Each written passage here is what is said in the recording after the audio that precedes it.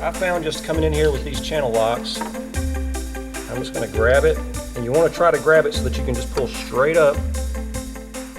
Hey, what's up, Speedy's Garage gang? Welcome back to the Speedy's Garage YouTube channel. If you missed last video, you may want to go back. I'll link it to the top and get caught up. We're working on the valve covers and valve cover gaskets and cam plugs and seals and all that stuff on Project 4Runner here. And last time we got the valve covers removed. Today, the goal is to get them all cleaned up, clean the throttle body, clean the air filter, and change the oil in the supercharger.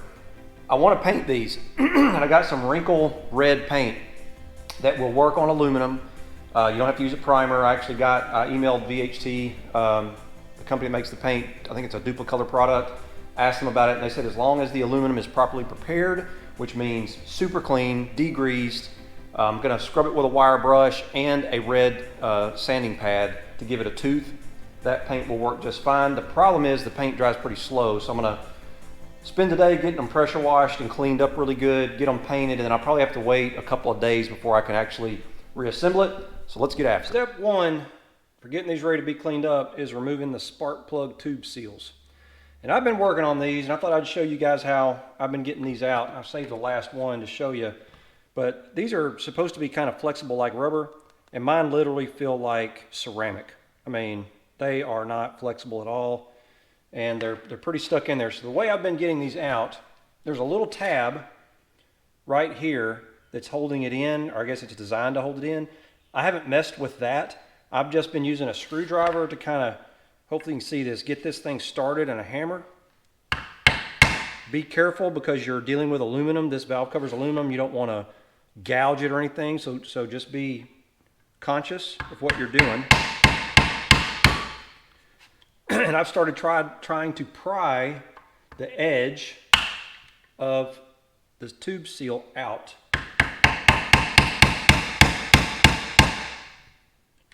So I can get a bite on it.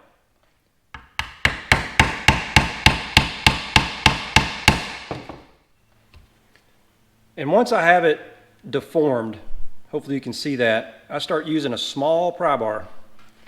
And I'm just going to come in here and try to get underneath it. And there we go. Pry it out. So that's how I've been getting these out. Not terribly difficult. Just be conscious of your aluminum. You have a seal, so you know, if you get a little nick, it's not going to be the end of the world, but you don't want to go too crazy. And then once I have the tube seal out, I'm using some needle nose, and I am going ahead and bending this little retainer up so that it's ready to accept the new tube seal. Now these are ready to be washed.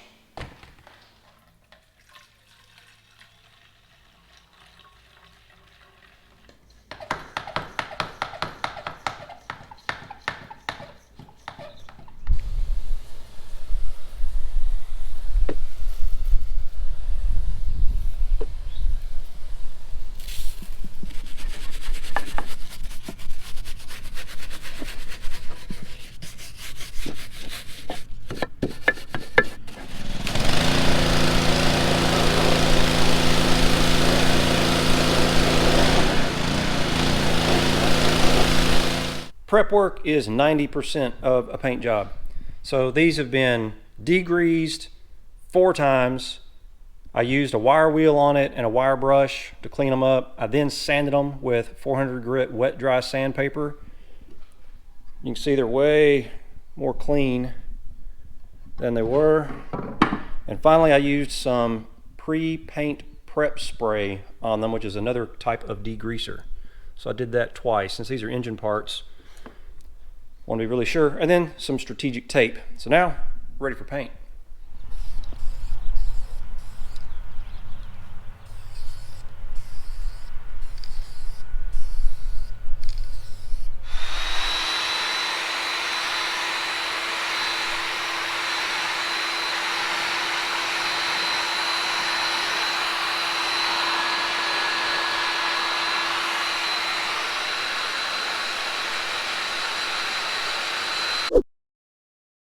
So the only downside is this paint takes a good amount of time to dry, like 24 hours before they say you can handle it, and 48, it says at least 48 hours before you reassemble the vehicle.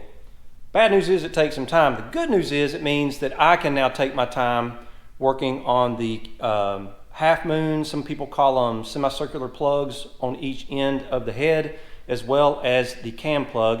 I'm going to show you that now. I've already taken some of them out, but I'm going to save the last one so I could show you. I used some channel locks with electrical tape on them. Now I bought new half moons, but I figure a lot of people won't, and that's a way you can sort of protect them. They're aluminum pieces I'll show you here in a sec, and putting some electrical tape on there will protect them. And you want to pull straight up. They're in the edge of the head, and you don't want to go back and forth or anything like that. You could actually crack the head. You just want to grab onto it and pull straight back, and they'll come right out. I've already removed 3. I saved the last one so I can show you. There are 4 of these, like I said. There's one here and another one in the back. Same for the driver's side. And I found just coming in here with these channel locks, I'm just going to grab it. And you want to try to grab it so that you can just pull straight up. And I'm actually going to pull from here, so I'm not, going to accidentally torque this. Pull from right here. There you go. Just takes a quick tug and they pop right out.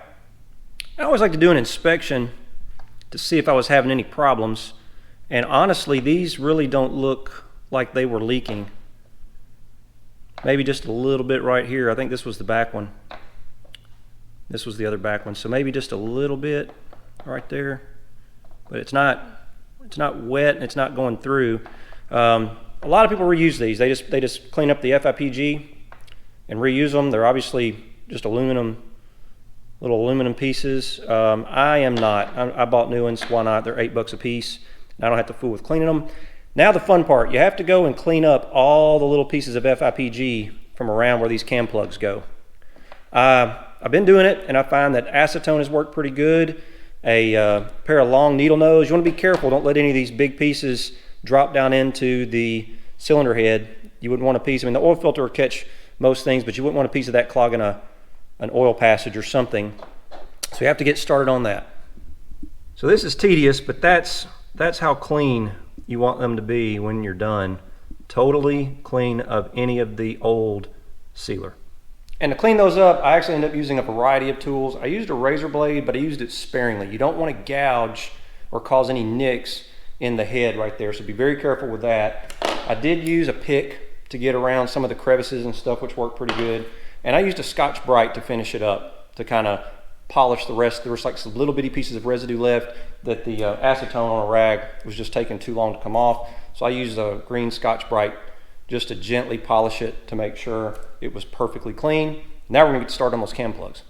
Here's the cam plug. I'm going to go ahead and remove that as well, just so I can get the entire surface area of the head prepared for when I'm ready to put this all back together. And they're 10mm bolts.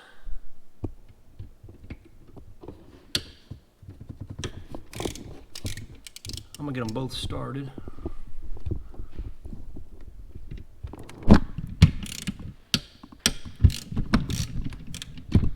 The biggest thing here is just don't drop one.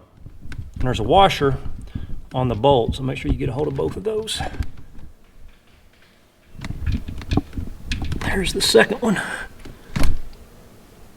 Now I'm going to use the taped up channel locks just to grab it and pull it straight up.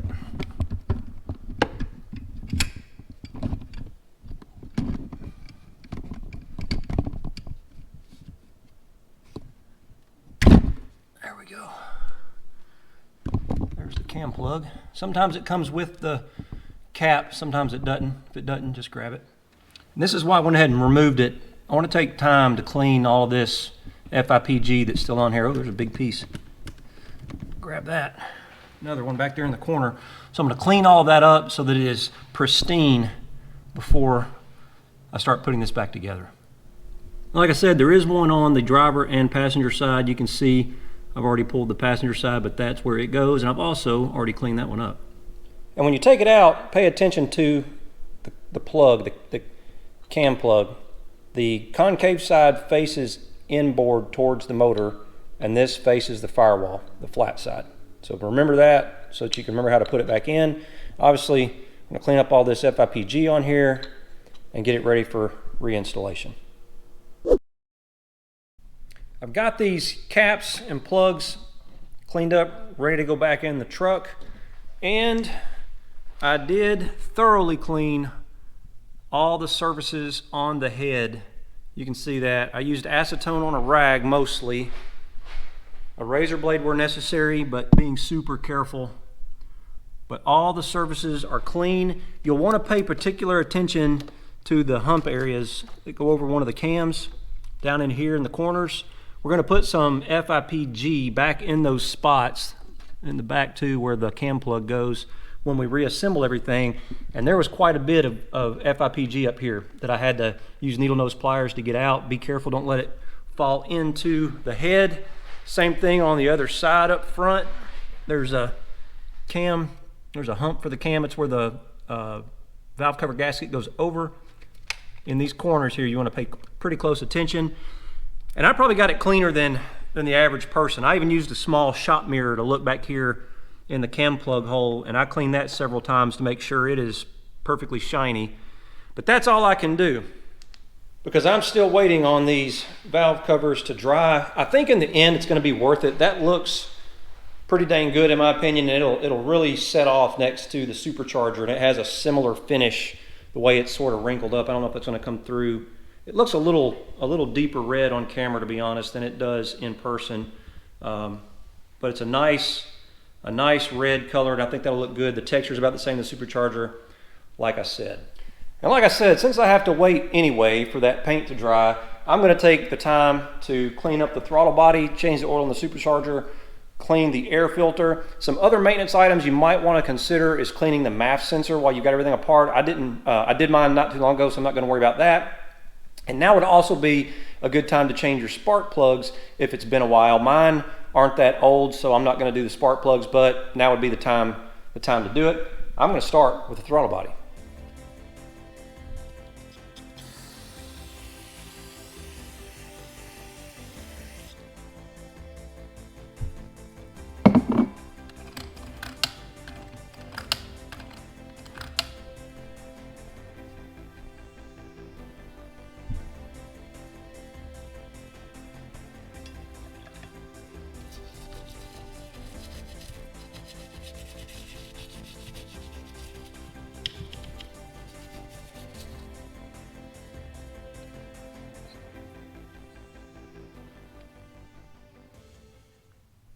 Next up, I'm going to change the oil in the Supercharger, and I did go ahead and clean the Supercharger up as well. If you've been watching the channel for a while, you guys know I don't like putting dirty parts back on a car. So it is all detailed out, and it's just a little 3/16 Allen head.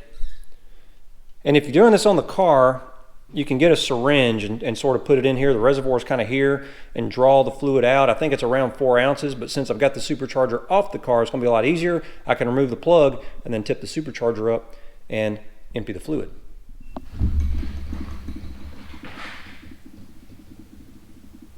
Pretty dark. Fluid's got right at 100,000 miles on it. So it definitely needed a fluid change. I'm measuring it, and this is Speedy's Pyrex dish. Don't everybody tell her. Okay, that's what I got out of it. Hopefully you can see that. I think it's easier to see it on the table probably. It is about 3.5 ounces. I was expecting a little more, but that's what came out. My bottle is a 4-ounce bottle, so that's what I'm going to put back in.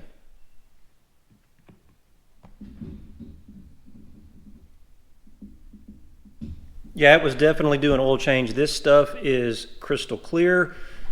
There's the dark crud that came out of it. So that's done. And I don't know the torque spec on this bolt or this little fill plug, but it had a mark on it from where TRD originally built it, and I just tightened it until the mark lined back up, and I'm going to call that good. The air filter I run in Project 4Runner is one of the AFE Dry S, I think is what they call it. So it's a non-oiled performance filter. I vacuumed it, and they say that gets you back to like 95%, but it's been a while since I cleaned it. So I mixed up some Simple Green at about a 1:10 ratio, and I'm just going to spray it down and let it soak. I don't have any of the AFE cleaner, so this will do. And I looked up on Simple Green's website, and they say that this is a proper cleaner for these filters or for performance filters. I'm gonna let it soak about 10 minutes and then I'm just gonna rinse it with tap water until the water runs clear. We'll be good to go. Okay, it's been about 10 minutes. This is the side where the air goes in, so it gets filtered through as it goes to the motor. So you want to start rinsing it from the clean side is what I'll call it.